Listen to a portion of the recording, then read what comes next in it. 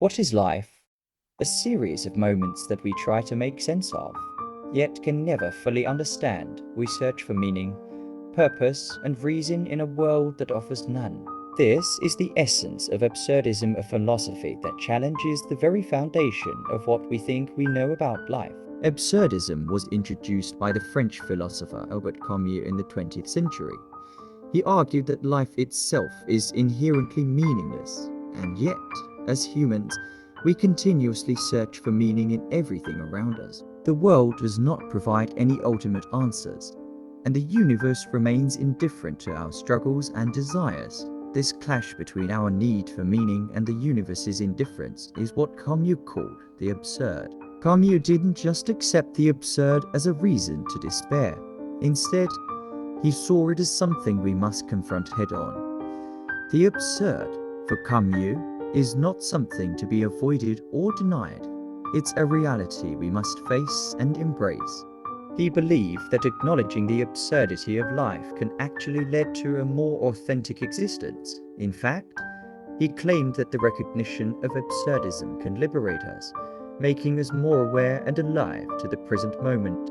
One of the most powerful examples Camus used to explain absurdism was the story of Sisyphus, the figure from Greek mythology, condemned to roll a boulder up a hill, only for it to roll back down every time he reached the top. To many, Sisyphus's fate might seem like an endless cycle of frustration and futility, but Camus suggested that we can relate to Sisyphus because, like him, we also struggle against the absurdity of life. And just as Sisyphus continues his task despite the futility, so too must we live our lives, knowing that our efforts may never be fully rewarded. For Camus, the act of rebellion against the absurdity was essential.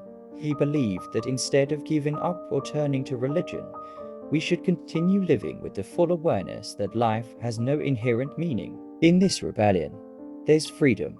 We are free to live our lives without the need for grand answers, to find joy in the small, fleeting moments. It's important to understand that absurdism doesn't call for despair.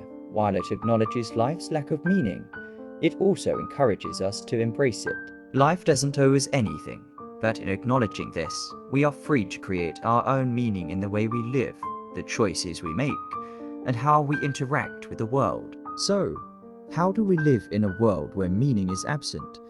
Camus suggested that we don't need to seek external meaning or purpose. Instead, we can focus on the present, on the experiences we can directly influence. Life, despite its lack of grand meaning, can still be beautiful when we appreciate its temporary and unpredictable nature. The absurd hero, as Camus defined, is someone who understands the futility of life's pursuit of meaning, but chooses to live fully anyway.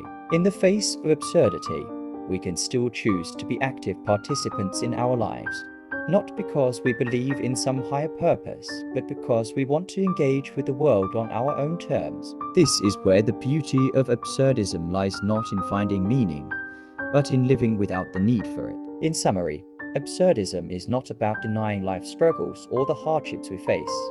It is about accepting that life is, in fact, absurd, and that we are free to live in response to that absurdity. Albert Camus showed us that even in a meaningless world, we can find purpose in the act of living itself. Life might have no inherent meaning, but that doesn't stop us from creating our own moments of beauty and joy. So, what does this mean for you? It means that you don't need to search endlessly for answers. The absurdity of life isn't something to be fixed, it's something to be lived with. And in that living, you'll find the freedom to create your own meaning.